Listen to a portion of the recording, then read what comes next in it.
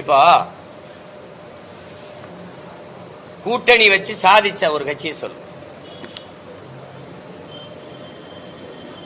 இந்த கட்சிகள் தொடங்கப்பட்ட ஏற்கனவே திமுக அதிமுக இருக்கு, அதுபோக பல கட்சிகள் தொடங்கப்பட்டிருக்கு. அந்த கட்சிகள் தொடங்கப்பட்டதற்கான காரணம் சொன்னது என்ன?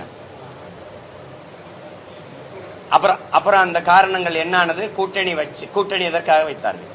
மாற்றம்ங்கிற எந்த கட்சியிலிருந்து, எந்த கட்சியின் கொள்கை, எந்த கட்சியின் ஆட்சி முறையிலிருந்து மாற்றம். இந்த கட்சிகளின் ஆட்சியில் இருந்தா மாற்றம். திருப்பி வந்தவங்க எல்லாம் ஒரு தேர்தல் 2 தேர்தலோட திருப்பி இந்த கட்சிகளோட கூட்டணி வச்சால் அது மாற்றம் இல்லாத ஏமாற்றமா போயிருக்கு. உங்களுக்கு விளங்கிருச்சு. என் முன்னவர்கள் சீபா ஆதித்தனார் 2 தேர்தல் நின்னார், தோற்ற உடனே கூட்டணி கரைஞ்சே போயிட்டார், கட்சியை போய் சேர்ந்துட்டார். மாப்போசி நின்று தோத்துட்டோம்ல.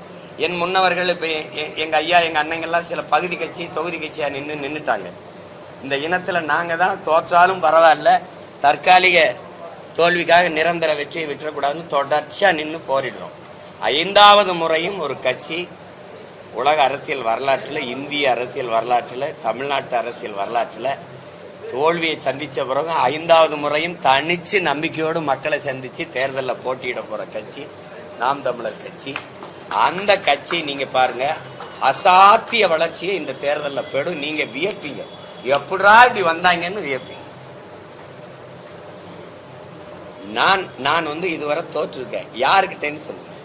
எங்க அம்மா அப்பாட்ட, என் அண்ணன் தம்பிகிட்ட, என் அக்கா தங்கச்சிக்கிட்ட. எந்த மக்களுக்காக அங்கிருந்து வந்தனோ அந்த மக்களால தோற்கடிக்கப்பட்டிருக்கேன். அது தோல்வின்னு நான் எங்க இருந்தனும்? என் தோல்வி என்னதில்லை, என் மக்களோடது. என் வெற்றியும் எங்களது இல்லை, என் மக்களோடது. நாம் தமிழர் கட்சியின் வெற்றி என்பது நாம் தமிழர் கட்சியின் வெற்றி இல்லை, நாங்கள் பிறந்த பெருமைமிக்க தமிழ் பேரினத்தின் வெற்றி. அதை நோக்கிதான் நாங்கள் கவனிப்பு போவோம். அதனால இது நாங்கள் வகுத்து கொண்ட கொள்கை கோட்பாடு அல்ல. 800 ஆண்டுகளா எனது முன்னவர்கள் எங்களுக்கு வகுத்து வச்சுட்டு போன தத்துவ பாதை, அதுல பயணிக்கிறோம். எங்களுக்கு முன்னத்தியரா எங்க ஐயா எங்க அப்பா மணியரசன் இருக்கிறார். கருத்தியலா களத்தியலில் அவர் பிள்ளைகள் நாங்க நிக்கிறோம். புரியுதுன்னு நினைக்கிறேன். அதனால அதுல போயிட்டு இந்த கூட்டணி எப்படி போயிட்டு, சரி கூட்டணி போய் 10-20 இடங்கள், அது 5-10 இடங்கள் வென்றவர்கள் இந்த நாட்டுக்கு மக்களுக்கும் செய்த சாதனை என்னன்னு சொல்லுங்க. நான் வேணா அதையே செய்யறேன். அப்படி சேட்டா எந்த கட்சியோட சேர்றது, யாரு அதே சீட்டு நோட்டு கொடுப்பாங்கன்னு தவிச்சுக்கிட்டு இருக்கிற வேலை இருக்குல்ல, அது இல்ல. நாங்கள் அரசியல் வியாபாரம் செய்ய வந்தவர்கள் அல்ல, அரசியல் விடுதலை பெற வந்தவர்கள். நாங்கள் பொலிட்டிக்கல் ரெவல்யூஷனுக்கு வந்தவர்கள், பொலிட்டிக்கல் பிசினஸ் செய்ய வந்தவர்கள் அல்ல. அதுல போட்டு குழப்பிக்கிற கூடாது. ஓயாம திருப்பி போவியா